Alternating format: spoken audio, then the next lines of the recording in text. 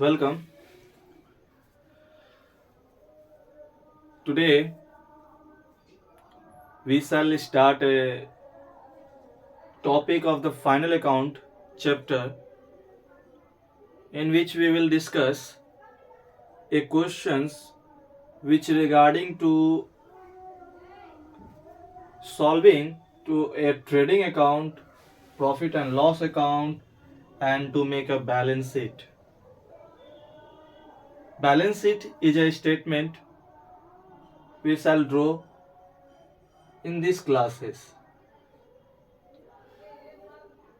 आप लोग को मालूम होगा कि हम लोग स्टार्टिंग फेज में जब कॉमर्स शुरू करते हैं तो उस समय हम लोग फर्स्ट ऑफ ऑल जनरल पढ़ना शुरू करते हैं, जिसमें जनरलाइज द फॉलोइंग ट्रांजैक्शन होता है।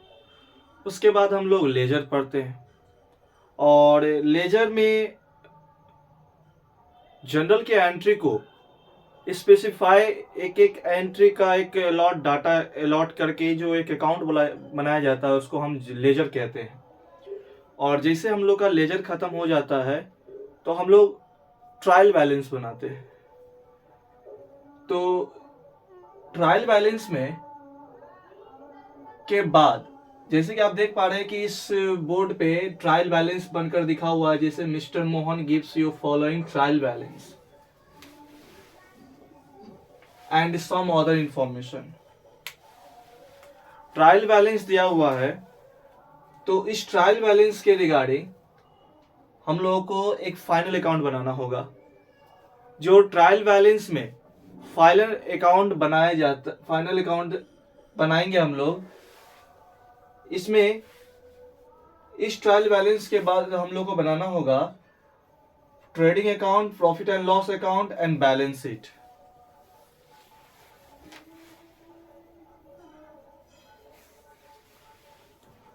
तो trading account, profit and loss and balance sheet, इस ट्रायल बैलेंस में देख रहे हैं कि कैपिटल 6,50,000 दिया हुआ है। जो डाटा दिया हुआ है हम उसका चर्चा कर लेते हैं हम लोग। इस ट्रायल बैलेंस के फॉर्मेट में एक पार्टिकुलर्स होता है और दो साइड होता है अमाउंट का, जो कि एक डेबिट होता है, क्रेडिट होता है। डेबिट में डेबिट बैलेंस लिखा होता है, क्रेडिट में क्रेडिट बैलेंस लिखा होता है। और ये जो capital, sales, purchase, opening inventory, freight inward, salary और अदर एडमिनिस्ट्रेशन एक्सपेंसेस एक्सेट्रा जो भी आइटम्स होता है, वेरियस टाइप्स ऑफ अकाउंट जो इसमें दिया रहता है, वो आता है एक एक लेजर अकाउंट से बनकर के आता है, जो लेजर अकाउंट के बाद ट्रायल बैलेंस में डाला जाता है। और ट्रायल बैलेंस जब हमारा कंप्लीट हो जाता है तो ट्रायल बैलेंस के बाद किसी भी फॉर्म में या किसी भी फॉर्म का चार्टर अकाउंटेंट जो सीए होते हैं वो अकाउंट को ऑडिटिंग करते हैं, तो उसका वो फाइनल अकाउंट बनाते हैं। फाइनल अकाउंट में क्या होता है कि ट्रायल बैलेंस के बाद उनको एक ट्रेडिंग अकाउंट बनाना होता है। ट्रेडिंग अकाउंट के बाद प्रॉफिट एंड लॉस अकाउंट बनाना पड़ता है। प्रॉफिट एंड लॉस अकाउंट क्यों बनाना पड़ता है? इसलिए क्योंकि ट्रेडिंग अकाउंट में जो उसका आउटपुट होता है उससे निकलता है ग्रॉस प्रॉफिट। क्या निकलता है?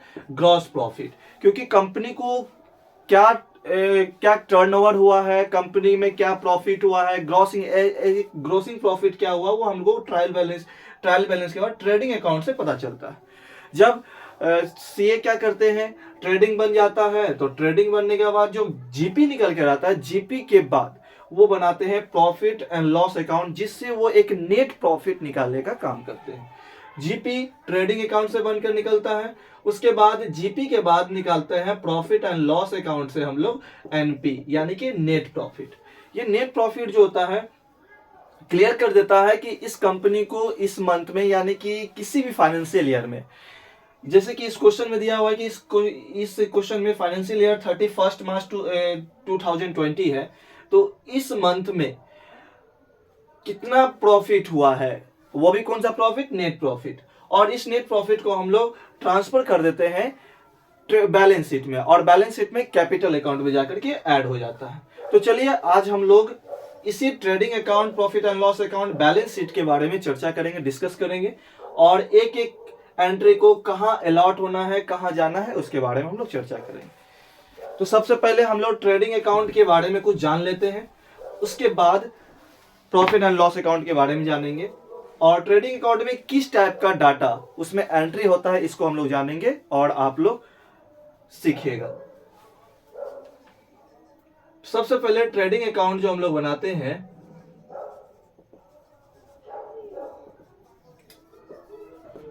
ट्रेडिंग अकाउंट में दो पार्ट होता है, एक डेबिट के लिए एक क्रेडिट के लिए। जो इसका फॉर्मेट पहले हम लोग जान लेते हैं, और रफली हम लोग फॉर्मेट जानेंगे पहले, और फॉर्मेट जानने के बाद हम लोग एक फेयरली इनका एंट्री कहाँ कहाँ होना है वो हम लोग चर्चा करेंगे। तो प्रॉफिट पहले पार्टिकुलर्स होता है,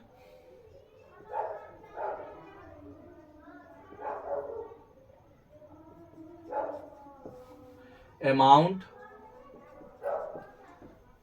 फिर पार्टिकुलर्स, फिर अमाउंट। तो ये डेबिट साइड है और ये क्रेडिट साइड है। अब स्पेशली ट्रेडिंग अकाउंट में होता क्या है, ट्रेडिंग का मतलब हम समझते हैं ट्रेड, यानी कि जो भी ट्रेड से रिलेटेड बिजनेस होता है और ट्रेड से रिलेटेड जो भी किसी प्रकार का जो ट्रांजैक्शन होता है, तो उससे रिलेटेड जो भी एंट्री होगा वो ट्रेडिंग अकाउंट में एंट्री होगा। जिसके बाद हम लोग को यहाँ से निकलता है जीपी निकल के आता है, हमको ये निकल के आता है जीपी डेबिट साइड में, ट्रेडिंग अकाउंट के डेबिट साइड में ग्रॉस प्रॉफिट। सबसे पहले हम लोग जान लेते हैं कि ट्रेडिंग अकाउंट में हम लोग एंट्री करते हैं किस चीज का है। सबसे पहले ऊपर में ओपनिंग इन्वेंट्री कर लेते हैं, ओपनिंग इन्वेंट्री। ओपनिंग इन्वेंट्री के बाद हम लोग एंट्री करते हैं परचेज का। परचेज के बाद इसमें कैरेज इनवार्ड या फ्राइट इनवार्ड का हम लोग चर्चा करते हैं। ये तो बात हो गई, इसमें जो जो एंट्री होता है वो, और ये इसका अमाउंट यहाँ होता है, यहाँ होता है अमाउंट, यही हो गया। और इसमें सेल्स, सेल्स के बाद यहाँ पर क्लोजिंग एंट्री हो जाता है, क्लोजिंग स्टॉक बोलते हैं। क्लोजिंग स्टॉक निकलता है, इसके बाद हम ये सब जोड़ करके यहाँ से टोटल बैलेंस निकल कर हम लोग यहाँ पर जीपी निकालते हैं। तो ये हम लोग ट्रेडिंग अकाउंट में क्या क्या आता है हम लोग इसको जाने। जैसे कि ओपनिंग स्टॉक, इस मंथ का ओपनिंग स्टॉक क्या है तो वो डालना होगा। परचेज है तो इस मंथ में, इस ईयर में, फाइनेंशियल ईयर में परचेज क्या क्या हुआ है उसको हम लोग डालेंगे। कैरेज इनवार्ड है तो कैरेज इनवार्ड में जो जो जो सामान लाने में जो भी खर्चा हुआ है उसको यहाँ डालना होता है। सेल्स को डाल करके क्लोजिंग स्टॉक को से जोड़ करके, और ये जो डेबिट साइड और क्रेडिट साइड का बैलेंस होता है उसको प्लस माइनस करके हम लोग जीपी निकालते हैं, और ये जीपी हमारा ट्रांसफर हो जाता है नेट प्रॉफिट में, यानी कि प्रॉफिट एंड लॉस अकाउंट में। चलिए हम लोग अब फेयरली एक बनाते हैं ट्रेडिंग अकाउंट। और एक बात हम लोग चर्चा कर लेते हैं कि जब कभी भी फाइनल अकाउंट बनाया जाता है तो फाइनल अकाउंट में हम लोग कि एक भी एरर ना हो, इसके लिए हम लोग फाइनल अकाउंट जब बनाते हैं तो फाइनल अकाउंट में क्या क्या बनाया जाता है, trading account, profit and loss account and balance sheet. तो हम लोग, बहुत सारे बच्चे क्या करते हैं, अलग अलग करके एंट्री डालते हैं। पहले ट्रेडिंग अकाउंट बनाते हैं, फिर प्रॉफिट एंड लॉस अकाउंट बनाते हैं, फिर बैलेंस शीट बनाते हैं। हम लोग क्या करेंगे, trading account, profit and loss account और बैलेंस शीट तीनों को एक ही साथ बनाएंगे, और किसका एंट्री कहां जाना है वो हम लोग एक साथ ही कर लेंगे, जिससे हमारा एक सिस्टमेटिक वे में हमारा एक ये फाइनल अकाउंट बन के तैयार हो जाएगा और किसी भी प्रकार का एरर भी नहीं होगा। तो हम लोग क्वेश्चन को समझते हैं और उसके बाद बनाएंगे। कैपिटल देखिए, जैसे कि दिया हुआ, mister Mohan gives you the following trial balance and some other information. तो इस क्वेश्चन में कैपिटल 6,50,000 दे रखा है जो कि क्रेडिट साइड में है। सेल्स 4,30,000 और सेल्स 9,70,000 दिया हुआ है जो कि क्रेडिट साइड में है। सेल्स क्रेडिट बैलेंस होता है, परचेज डेबिट बैलेंस होता है, तो 4,30,000 है। ओपनिंग इन्वेंट्री यानी कि ओपनिंग स्टॉक आपका 1,10,000। उसके बाद है फ्राइट इनवार्ड्स। फ्राइट इनवार्ड्स के बारे मतलब ये होता है कि जब कोई भी बिजनेस किसी प्रकार का परचेजिंग करता है और परचेज करने के बाद जो सामान को लाने के लिए, स्टॉक में रखने के लिए जो इस बीच में जो फेयर चार्ज लगता है, इसको हम लोग फ्राइट इनवार्ड्स कहते हैं, और इसको कभी कभी कैरेज इनवार्ड के नाम से भी जानते हैं। जो कि फ्राइट इनवार्ड्स 40,000 रुपया है, 40,000। सैलरी एक डेबिट बैलेंस है जो कि एक्सपेंस है और वो है 2,10,000। अदर एडमिनिस्ट्रेशन एक्सपेंसेस, इसका मतलब हो गया मिससेलेनियस एक्सपेंसेस भी समझ सकते हैं, जो कि प्रॉफिट एंड लॉस अकाउंट के एक्सपेंस साइड में डेबिट होना है। ये एक डेबिट बैलेंस है वो 1,50,000 है, और फर्नीचर एक एसेट है जो बैलेंस शीट में ट्रांसफर होगा 3,50,000 है। Trade receivable and trades payable, यहाँ पर दो चीज है। ट्रेड रिसीवेबल का मतलब होता है कि डेटर्स, और ट्रेड पेबल्स का मतलब होता है क्रेडिटर्स। का मतलब हो गया कि ट्रेड रिसीवेबल एक डेबिट एसेट है, और इससे हमको इन फ्यूचर पैसा मिलना है, तो ये मेरा एसेट बैलेंस होता है, इसको बैलेंस शीट के एसेट साइड में डालते हैं। और ट्रेड पेबल्स जो होता है वो लाइबिलिटी होता है, जो कि हमको एसेट साइड के सॉरी बैलेंस शीट के लाइबिलिटी साइड में डालते हैं। स्लिप ऑफ टंग हो गया, हम इसको एसेट बोल दें। ये ट्रेड पेबल्स एक लाइबिलिटी होता है जो कि बैलेंस शीट के लाइबिलिटी साइड में मेंशन किया जाता है। जैसे कि ट्रेड रिसीवेबल डेबिट बैलेंस होता है, तो ट्रेड रिसीवेबल आपका 2,10,000 है, और उसको बैलेंस शीट में डालेंगे। ट्रेड पेबल्स जो है 1,90,000। अब रिटर्न्स, यहाँ रिटर्न्स तो दिया हुआ था P&S, यानी परचेज रिटर्न है और सेल्स रिटर्न भी, यानी कि ये जो बैलेंस है आपको 12,000, ये आपका परचेज रिटर्न है। जो आपने परचेज किया था कुछ रिटर्न हो गया, उसको परचेज में से रिटर्न को माइनस करना होगा। और सेल्स जो है आपका सेल्स रिटर्न 20,000 है, उसको सेल्स में से माइनस करना होगा। डिस्काउंट आपको 19,000 जो डेबिट दिखा हुआ है, यानी आपने डिस्काउंट, कंपनी ने डिस्काउंट अलाउ किया है, और ये 9,000 जो है कंपनी को डिस्काउंट मिला है, इसलिए क्रेडिट बैलेंस ये प्रॉफिट एंड लॉस के क्रेडिट साइड में चला जाएगा, और ये एक्सपेंस है प्रॉफिट एंड लॉस के डेबिट साइड में जाएगा। उसके बाद बैड डेब्ट्स है, यानी नुकसान। बैड डेब्ट्स जो है ये 5,000 का है, ये प्रॉफिट एंड लॉस अकाउंट के डेबिट साइड में चला जाएगा, एक्सपेंस है। Investment in the government security, ये एसेट है, और ये बैलेंस शीट के एसेट साइड में जाएगा। और cash in hand and cash at bank, आप जान ही रहे हैं, ये दोनों एसेट है और बैलेंस शीट के एसेट साइड में जाएगा। अदर इन्फॉर्मेशन में, यानी कि यहाँ पे एडजस्टमेंट दे रखा है इस क्वेश्चन में, कि एडजस्टमेंट ये है कि क्लोजिंग इन्वेंट्री वाज ₹1,80,000, यानी कि ये जो बिजनेस है mister Mohan gives, mister Mohan का जो बिजनेस है उसका अंतिम में, यानी कि साल के अंतिम में जो क्लोजिंग स्टॉक है वो 1,80,000 का बचा है, और इस स्टॉक को क्लोजिंग स्टॉक बोलते हैं। और एक एडजस्टमेंट और दे रखा है कि depreciate furniture at the rate 10% per annum. का मतलब हुआ कि फर्नीचर जो है, फर्नीचर पर 10% का डेप्रिसिएशन लगना है, और ये रिक्वायर्ड हम लोग को बनाना है trading account, profit and loss account and balance sheet. चलिए हम लोग बैलेंस शीट सभी अकाउंट बनाते हैं, फाइनल अकाउंट बनाते हैं। सबसे पहले ट्रेडिंग अकाउंट बनाते हैं। ट्रेडिंग अकाउंट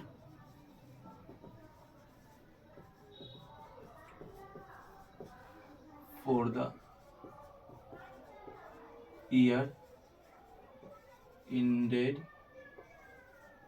31st, आपका सेशन कौन है, 31 मार्च 2000, 31/3/2020।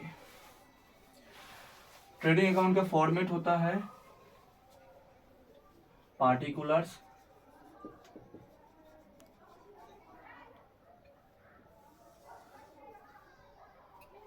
Amount, particulars, amount.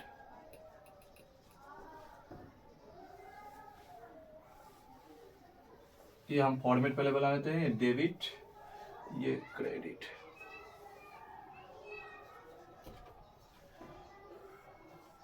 उसके बाद एक फॉर्मेट और बनाते हैं हम लोग को, ट्रेडिंग के बाद प्रॉफिट एंड लॉस अकाउंट बनाना है। Profit and loss account for the year ended 31st March 31/03/2020।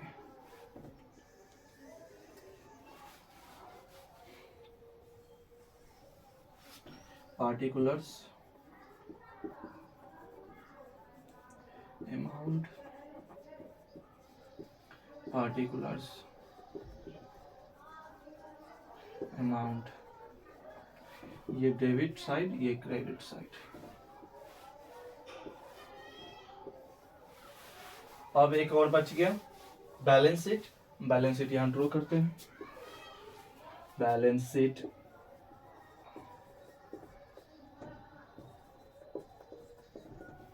As at 31st March 2020। यानी 2020 का हम लोग बैलेंस शीट बना रहे हैं। बैलेंस शीट में का फॉर्मेट जान रहे हैं कि लेफ्ट साइड में लायबिलिटी होता है,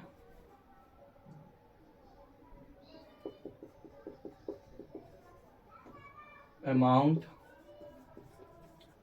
और एसेट अमाउंट।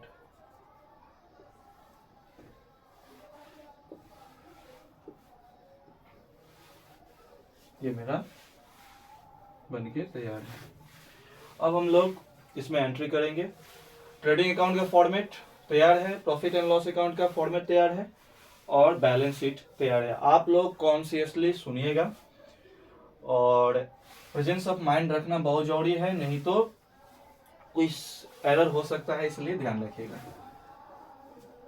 ट्रेडिंग अकाउंट हम लोग क्या करेंगे, इस क्वेश्चन को बनाने के लिए एक कर के यानी सिस्टमेटिक एक वन बाय वन सभी एंट्री को एंट्री करते जाएंगे। जो एंट्री जहां पर जाना है उसको वहां डाल देंगे। सपोज दैट कैपिटल अकाउंट दे रखा है सबसे पहले तो 6,50,000। कैपिटल अकाउंट जो है वो बैलेंस शीट का अमाउंट होता है जो कि लायबिलिटी साइड में एंट्री होता है। तो हम लोग क्या करेंगे, कैपिटल को पहले लायबिलिटी में डाल देंगे तो कैपिटल का काम खत्म हो जाएगा। यानी कि वन बाय वन कर देंगे, जिससे क्या होगा, किसी भी प्रकार का एंट्री छूटेगा नहीं। तो हम लोग शुरू करते हैं कि सबसे पहले दिया हुआ है कैपिटल। तो कैपिटल क्या है, लायबिलिटी है। तो बैलेंस शीट में लायबिलिटी साइड में कैपिटल को डाला जाता है। तो कैपिटल का हम यहाँ एंट्री करते हैं। कैपिटल है आपका 6,50,000। 6,50,000 कैपिटल 6,50,000। हमने इसको अमाउंट में नहीं डाला, इसलिए क्योंकि कैपिटल में नेट प्रॉफिट को डाला जाता है। क्योंकि जब हम नेट प्रॉफिट निकालेंगे प्रॉफिट एंड लॉस अकाउंट पूरा करने के बाद, इसमें हम नेट प्रॉफिट के लिए जगह छोड़ देते हैं, यहाँ पर एड में जोड़ा जाएगा बाद में। कैपिटल अकाउंट को हो गया। उसके बाद सेल्स जो है ट्रेडिंग अकाउंट के क्रेडिट साइड में जाता है। तो हम लोग यहाँ सेल्स डाल देते हैं, बाय सेल्स का अमाउंट है 9,70,000। 9,70,000 सेल्स हो गया। अब ये 9,70,000 सेल्स जो है इसको भी हम लोग अमाउंट में नहीं डाले हैं, क्योंकि यहाँ मेरा रिटर्न्स दे रखा है और इसमें से सेल्स रिटर्न को माइनस करना होगा। ये कर ही देते हैं। सेल्स रिटर्न आपका 20,000 है तो इसको हम माइनस कर देते हैं। Less sales return 20,000। तो 9,70,000 में से 20,000 माइनस हो जाएगा तो बचेगा 9,50,000। ठीक है। उसके बाद परचेज क्या है, ट्रेडिंग अकाउंट के डेबिट साइड में आता है, एक्सपेंस है। तो हम लोग यहाँ परचेज डाल देते हैं। तो ये रहा परचेज। आप बोलिएगा परचेज आप ऊपर क्यों लिखे सर, इतना स्पेस क्यों खाली लोग छोड़ दिए। तो रीजन ये है कि ट्रेडिंग अकाउंट का फॉर्मेट आपने देखा था जब मैंने बताया था कि ट्रेडिंग अकाउंट में ये जो जगह होता है यहाँ पे ओपनिंग स्टॉक को डाला जाता है। इस सेशन यानी कि ये जो फाइनेंशियल ईयर है 31 मार्च 2020 का जो ओपनिंग स्टॉक होगा वो ट्रेडिंग अकाउंट के स्टार्टिंग में डाला जाता है। जैसे कि इस क्वेश्चन में देखना होगा कि ओपनिंग स्टॉक क्या दे रखा है। तो opening stock, opening inventory purchase के बाद हम लोग वहां लिख देंगे। पहले परचेज को क्लियर कर लेते हैं। कैपिटल का काम हो गया, सेल्स का क्लियर हो गया, परचेज का करना है। परचेज आपका दे रखा है 4,30,000। तो ये 4,30,000 परचेज, ये 4,30,000 है। आप फिर हमने इसको यहाँ रखा क्योंकि परचेज रिटर्न यहाँ दे रखा है। परचेज रिटर्न आपका 12,000। तो इसको लेस करते हैं, लेस परचेज रिटर्न 12,000। तो ये हो जाता है 4,18,000। 4,30,000 माइनस 12 इज 4,18,000। परचेज का हो गया। ओपनिंग इन्वेंट्री है 1,10,000। तो ओपनिंग इन्वेंट्री 1,10,000। ओपनिंग स्टॉक भी लिख सकते हैं। ओपनिंग स्टॉक है 1,10,000।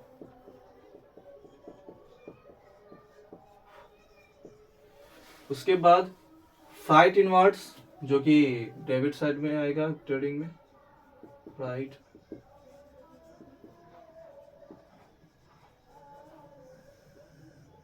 $40,000। देखिएगा अमाउंट सब एक साथ लिखे, 1000 का, लाख लाख का। सैलरीज, हाँ सैलरी जो है प्रॉफिट एंड लॉस अकाउंट का है। हाँ एक बात हम आपको बता दें कि जब ट्रेडिंग अकाउंट बनाते हैं तो एक डायरेक्ट एक्सपेंस होता है, एक इनडायरेक्ट एक्सपेंस होता है, और एक डायरेक्ट इनकम होता है कि इनडायरेक्ट इनकम होता है। डायरेक्ट एक्सपेंस जो होता है, जो कि ट्रेडिंग के दौरान यानी किसी बिजनेस के दौरान जो भी एक्सपेंस होता है, जो डायरेक्टली होना, जैसे परचेज हो गया या फिर फ्रेट इनवार्ड्स हो गया, कैरेज इनवार्ड हो गया, जो डायरेक्टली जो एक्सपेंस होता है उसको हम लोग क्या करते हैं, ट्रेडिंग अकाउंट के डेबिट साइड में एक्सपेंस को डाला जाता है, डायरेक्ट एक्सपेंस को। लेकिन ऐसा एक्सपेंस जो कि डायरेक्ट ना होकर इनडायरेक्ट हो जाता है, जैसे कि डिस्काउंट अलाउ कर देते हैं या फिर डेप्रिसिएशन हो जाता है, तो ये सारा एक्सपेंस को क्या करते हैं, प्रॉफिट एंड लॉस अकाउंट के डेबिट साइड में डाला जाता है। तो इनडायरेक्ट एक्सपेंस को प्रॉफिट एंड लॉस के डेबिट साइड में, और डायरेक्ट एक्सपेंस को ट्रेडिंग अकाउंट के डेबिट साइड में। और एक डायरेक्ट इनकम और इनडायरेक्ट इनकम जो होता है सेम एज इट इज उसी प्रकार से है। जैसे सेल्स हो गया तो डायरेक्ट इनकम है, तो इसको profit and loss trading account के क्रेडिट साइड में डालते हैं, और डायरेक्ट इनडायरेक्ट इनकम को प्रॉफिट एंड लॉस अकाउंट के क्रेडिट साइड में डालते हैं। इनडायरेक्ट इनकम में जैसे कि कमीशन हो जाता है, इंटरेस्ट हो सकता है, और डिस्काउंट रिसीव करता है, ये सारा आ जाता है प्रॉफिट एंड लॉस के क्रेडिट साइड में। इनकम हो गया, तो यहाँ पे एक कंसेप्चुअल हुआ। उसके बाद हम लोग देखते हैं सैलरी दे रखा है। सैलरी जो है वो इनडायरेक्ट एक्सपेंस है, तो सैलरी को यहाँ देखते हैं। सैलरी है 2,10,000। एक इनडायरेक्ट एंट्री से रिलेटेड एक क्वेश्चन दे रखा है नीचे में एडजस्टमेंट में, depreciate furniture at the 10% per annum, यानी कि जो फर्नीचर है, फर्नीचर जो है इस पे 10% का डेप्रिसिएशन है। आते हैं वहां पर तब करेंगे हम लोग, ठीक है, इसके इसीलिए जगह छोड़ देंगे इसका। सैलरी हो गया। अदर एडमिनिस्ट्रेशन एक्सपेंसेस भी क्या है, मिससेलेनियस एक्सपेंसेस है, ये भी क्या होगा, प्रॉफिट एंड लॉस अकाउंट के डेबिट साइड में आएगा। और क्या है, other administration expenses, other administration expenses ये है 1,50,000, ठीक है। नेक्स्ट फर्नीचर, फर्नीचर एसेट,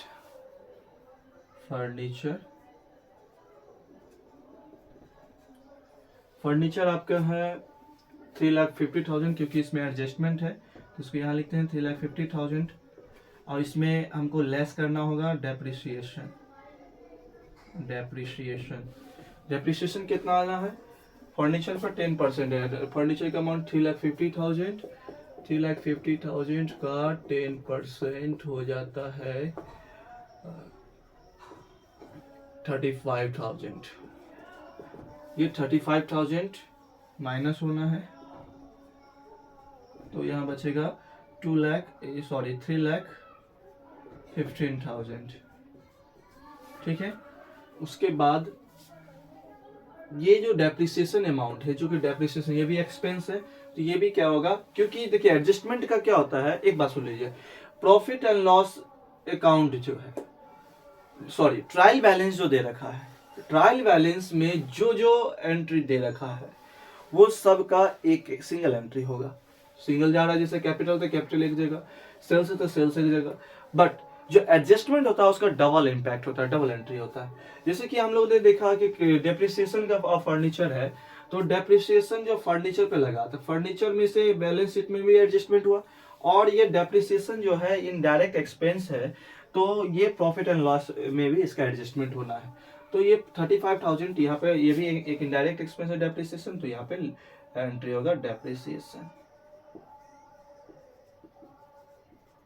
35,000, ठीक है।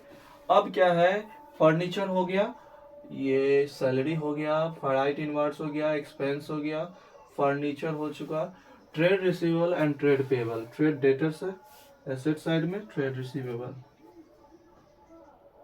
ट्रेड टीआर लिखते हैं, ट्रेड रिसीवेबल आपका है, इससे एडजस्टमेंट कोई रिलेटेड नहीं है, ट्रेड रिसीवेबल 2,10,000, उसके बाद ट्रेड पेबल्स 1,90,000 यानी credit balance trade payable 1,90,000। Next, returns का काम हो चुका है, लेस कर चुके हैं, परचेज में से रिटर्न का हो गया, ये भी हो गया, ये भी हो गया। अब डिस्काउंट, ये जो देख रहे हैं डिस्काउंट में डेबिट बैलेंस में डिस्काउंट जो लिखा हुआ है यानी कि ये एक्सपेंस है, यानी कि कंपनी ने किसी भी कस्टमर को डिस्काउंट अलाउ किया है तो कंपनी के लिए एक्सपेंस है, तो ये कंपनी के डेबिट साइड में से माइनस हो जाएगा 19,000 या डिस्काउंट अलाउ। डिस्काउंट अलाउड कितना है 19,000। Next, discount receipt, discount receive है, ये इनकम है तो क्रेडिट साइड में डिस्काउंट, एक मिनट इसके लिए यहाँ जगह छोड़ दीजिए, ये नीचे आएगा क्योंकि यहाँ पर क्या होना हमको मालूम है, हम आपको बताएंगे। डिस्काउंट रिसीव, डिस्काउंट रिसीव है 9,000, 9,000 डिस्काउंट रिसीव हो गया। अब डिस्काउंट का हो गया बैड डेट, तो एक एक्सपेंस है तो बैड डेट यहाँ,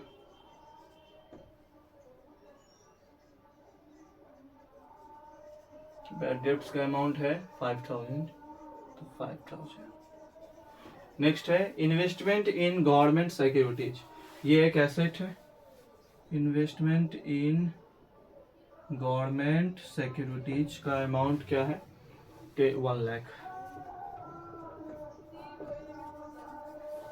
उसके बाद कैश इन हैंड और कैश एट बैंक दोनों मिला के 1,87,000, कैश इन हैंड,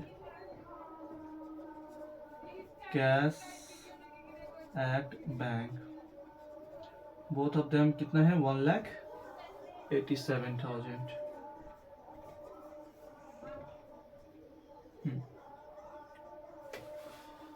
जैसे कि देख पा रहे हैं अभी नहीं, जैसे कि देख पा रहे हैं कि एंट्री सब हो चुका है, ट्रायल बैलेंस में सब कुछ हो गया है, कैपिटल हो गया है, सेल्स हो गया, purchase, opening stock, freight, inwards salary, administration expenses, furniture हो चुका है, ट्रेड रिसीवेबल पेबल्स हो गया, रिटर्न्स हो चुका है, डिस्काउंट कर चुके हैं, बैड डेट का हो गया, इन्वेस्टमेंट इन गवर्नमेंट सिक्योरिटीज हो गया, cash in hands at bank, cash in bank भी हो चुका है, यहाँ कर दिया एंट्री।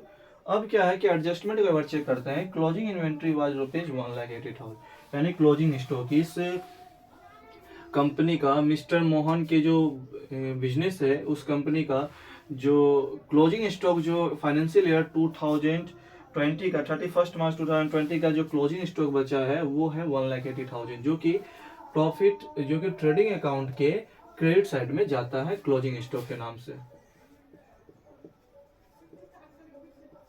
क्लोजिंग स्टॉक है 1,80,000।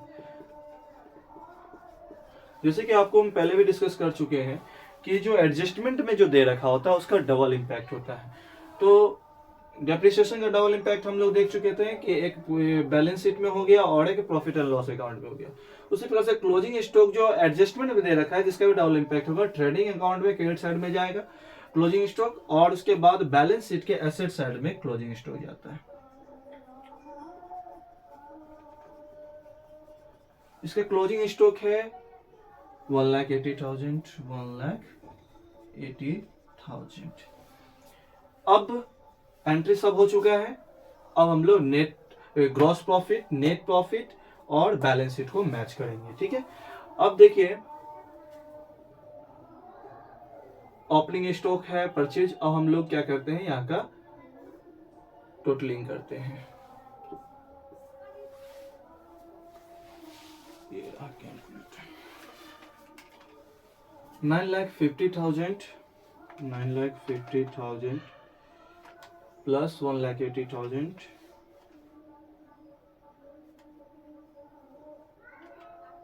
11,30,000 होता है, 11,30,000। नाउ अब आते हैं हम लोग यहाँ 1,10,000, 1,10,000 plus 4,18,000 plus 40,000 equal to 5,68,000 minus 11,30,000.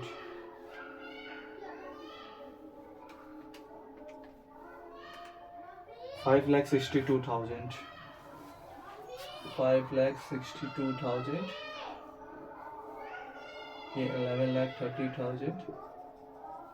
ये बैलेंसिंग फिगर हो गया. ये हमारा क्या हो जाता है, नेट ग्रॉस प्रॉफिट हो जाता है.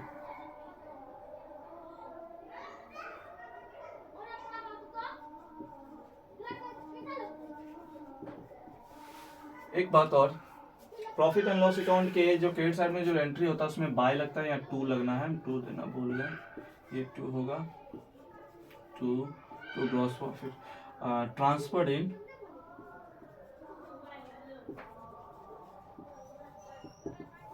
P&L अकाउंट, यानी कि PL अकाउंट में ट्रांसफर करना होगा ये ग्रॉस प्रॉफिट को.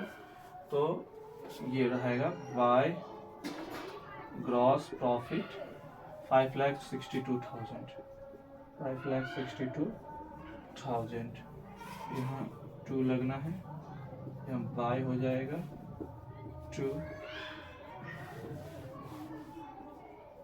To to.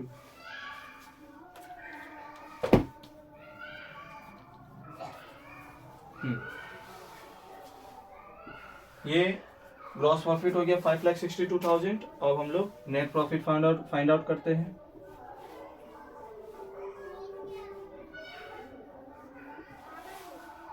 $5,62,000 plus 9,000 is equal to 5,71,000.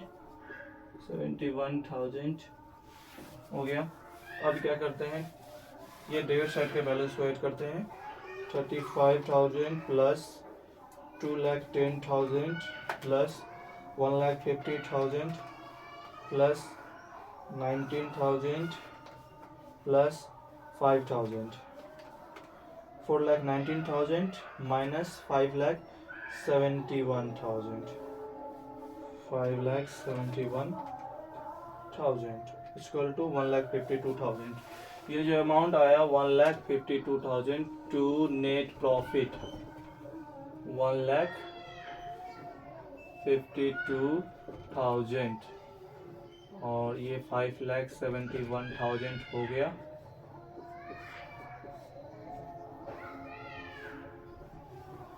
ये ट्रांसफर्ड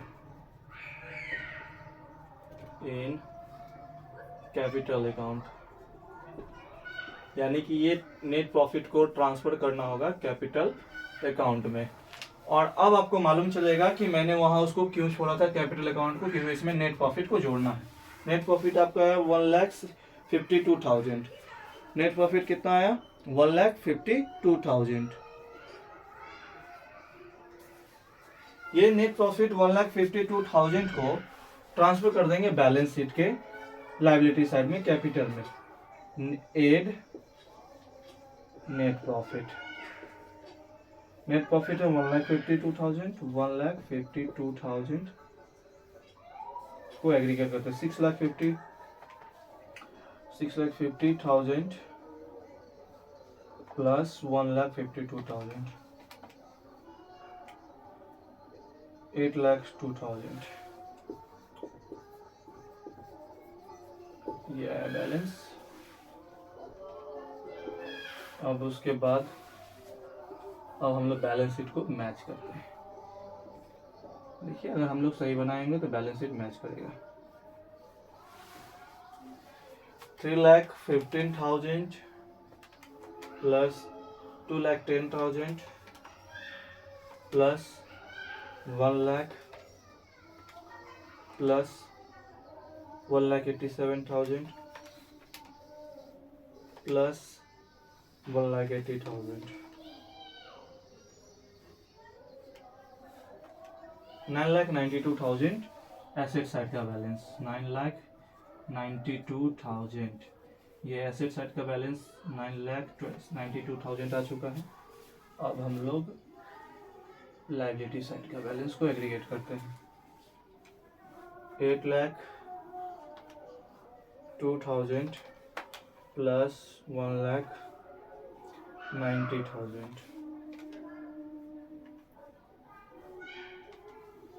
सॉरी 8,02,000 प्लस 1,90,000। ओ गॉड, बैलेंस शीट हम लोग का मैच हो चुका है, 9,92,000 आ गया है, 9,92,000। ये हम लोग की खुशी की बात है, बैलेंस शीट मैच कर चुका है और हम लोग को जो मेहनत किए हम लोग का आंसर मैच कर चुका है और ये हम लोग सही सही बना चुके हैं। तो इस प्रकार से हमारा फाइनल अकाउंट बनकर तैयार है। फाइनल अकाउंट से ट्रेडिंग अकाउंट बनाए, ट्रेडिंग अकाउंट से profit and loss, profit and loss account के बाद बैलेंस शीट, और ट्रेडिंग अकाउंट का जो नेट प्रॉफिट ग्रॉस प्रॉफिट जो आया है वो आया है 5,62,000, जो कि यहाँ दिया है 5,62,000। उसके बाद ये ग्रॉस प्रॉफिट ट्रांसफर होता है प्रॉफिट एंड लॉस अकाउंट के क्रेडिट साइड में, जो कि जीपी बाय जीपी देख रहे हैं ग्रॉस प्रॉफिट वो 5,62,000, जहां से नेट प्रॉफिट बनता है, जो नेट प्रॉफिट 1,52,000 है। और इस नेट प्रॉफिट को ट्रांसफर किए बैलेंस शीट के कैपिटल साइड में ऐड करके, तो ये अमाउंट है। और बैलेंस शीट हमारा मैच कर चुका है 9,92,000 finished. Thank you to giving your valuable times and आप लोग को बहुत कुछ सीखने को मिला होगा और धन्यवाद।